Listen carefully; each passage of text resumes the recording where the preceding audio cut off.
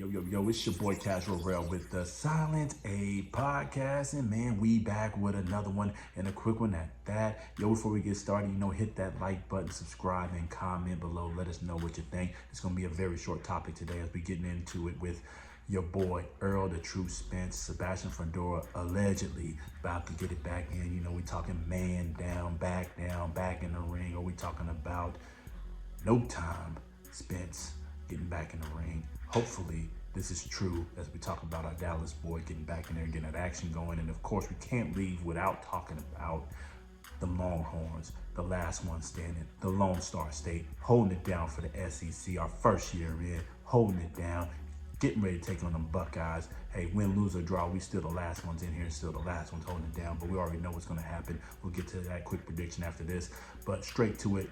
We are a boxing channel. It's your boy Errol Spence, man down, the truth, trying to get back in the ring March 29th against Sebastian Fundora with Frank Martin going to be on the undercard allegedly. This is probably the fourth or fifth move we've had for Errol Spence. We just did a video recently like, where is Errol, the true Spence? Where is man down? He's turning into looking like no time Spence, a mimic off of one time Keith, one time Thurman. Spence hasn't been in the ring. It's almost about to be 2 years, but allegedly, March 29th is going to be the day that he's going to have that with a co-main event with Frank Martin getting in there to take on, I believe, De Los Santos. I don't believe it. I don't believe it. I don't believe it until I see it. I don't believe it until I see Errol in training camp. I don't believe it until I see that man actually go in for the weigh-ins at this point. This is probably the fifth time we've had him talk about, or not him specifically, his team and PBC talk about Sebastian Fundora, the Towering Inferno, whatever the hell his name is. I still think they were hating on Terrence Crawford. Terrence could have been got this fight in and been done with it and scrapped up and got Sebastian Fundora up on out of there. I really think they did this as a play on Terrence because they beat their boy, and that's it. And now Errol's finally, I think, getting around to being ready. He's in shape. Now it's probably his confidence is getting a little bit better. He's probably found a coach, hopefully. And I think that's probably what took them so long to finally maybe get to the final negotiations, clear up this fight, and actually get it on paper outside of the issues that they're having with Amazon Prime. Also, don't forget Sebastian Fundora got his nose nastily broken that first fight that he had with Tim Tszyu. I think it took some time for that to heal up, and they probably didn't want to talk about that as well.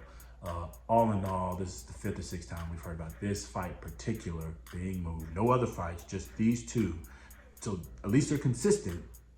Errol and Sebastian was always going to be the fight. The date, time, money, all that stuff has always been out there and up in the air. Blah, blah, blah. Errol, the true Spence. If it does happen March 29th, again, we said we don't believe it. I'll believe it when I see the contract, him in training, and him on them scales when it's time for the fight. But let's say all that goes through. To be frankly honest with you, unless there's some shady business involved, I actually got my boy Sebastian Fundora beating Errol Spence. It's just been too much ring rust. He hasn't been in long enough. The Sebastian Fundora is damn near, he was 6'4", 6'5", long. People don't remember what he did to Lubin, a shorter fighter, about the same stature as Errol, the true Spence. Errol might be a little thicker, but I don't think Errol's fast enough, got the footwork to get in there. Clearly, he can put in the body work, so if he can get to the body of Sebastian Fundora, I think he will crack him and break him down eventually to either a unanimous decision or very late TKO stoppage for Errol. But I just don't see it. I think Sebastian is a dog. He fought with that broken nose against Tim Tszyu and kept it going. And I just don't think Errol's going to have enough time. And who knows what he's been doing off season. He this whole 2 years, he might have been working. He might have had his new coach in place, hasn't been talking and working, and got the right game plan, got everything in place to beat Sebastian Fundora. We just don't know. But based on his career, what we last saw from Terrence Crawford, I just don't think he's got the speed, doesn't have the footwork. in the head movement really to get away from that long pole of Sebastian Fundora with that jab and then him coming over with that right. I mean, Sebastian is a dog with that. Not a lot of power, but he will accumulate shots which eventually wear down Errol Spence. And I honestly think he beats him around 7 or 8 via TKO stoppage. It'll be stopped by the ref. Not that Errol will give up. Errol showed clearly he has that spirit in him. He will not stop, but I don't like the fight for him. I think it's right for him to go in for his first fight at 154 pounds against a person of that caliber, being Fundora, especially coming off the vicious loss that he got against Terrence Crawford. But hey, it is what it is. Anyways, like we said, if it happens, I guess we want to see it. It better not be pay-per-view. Please don't be pay-per-view, but it's PBC. It's going to be pay-per-view. With that said, I don't have a lot of faith in Errol winning that fight, letting alone getting in that ring. Anyways, we talked about it long enough. We still root for Errol. He's still our boy. I still don't think it's the right fight. I think they should have picked a tune-up fight in the 154-pound division. That's all I'm trying to say. We still root for my man. Just right now, I don't believe it till maybe I see some tape and some workout and see what they're going to do to get in that ring with a monster like the Tower Inferno. Moving on, the Lone Star State. Hook 'em horns. You already know what's going down. Texas taking on Ohio State. We are the last team standing in the SEC. The Lone Star State, we stand alone. Big Texas, big dogs. We back in the building. Here we go. With that said, we can't afford no mistakes in this game. You saw what Ohio just did to Oregon. I mean, ran through them like tissue. We cannot afford any mistakes.